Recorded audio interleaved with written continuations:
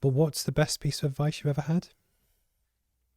Well, I mean, that's a difficult one because it's very subjective, isn't it? Advice. I mean, it's really hard to pin it down because I suppose advice is sort of based around the situation that you're in at the time and whether you take it or whether you don't.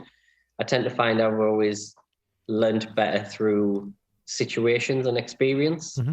Um, so it's not really a good answer, to be fair. I don't really have sort of anything lined up, like, always do this or never do this or watch this and then this will kind of happen.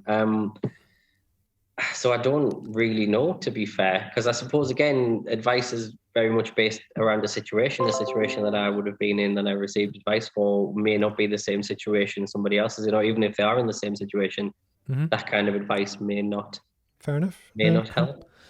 If you were to give advice to your younger self then, so you can pick any point in your career, you could go back and have a word in the ear of that person at that time.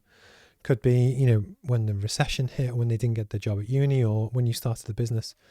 If you were to give advice to your younger self, what would it be?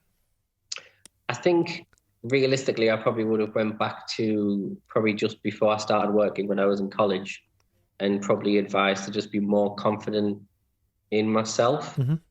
because back then careers advice wasn't particularly thick on the ground and it was very much the same for everyone. Go to college, go to uni, get a good job, stick in 40 years, retire with a watch.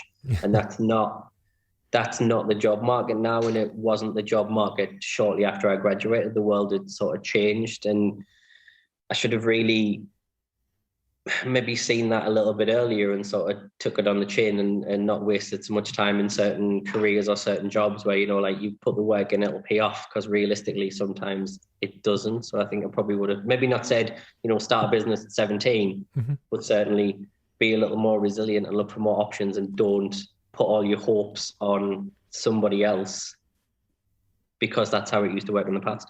Yeah. How do you find almost being in control of your own destiny?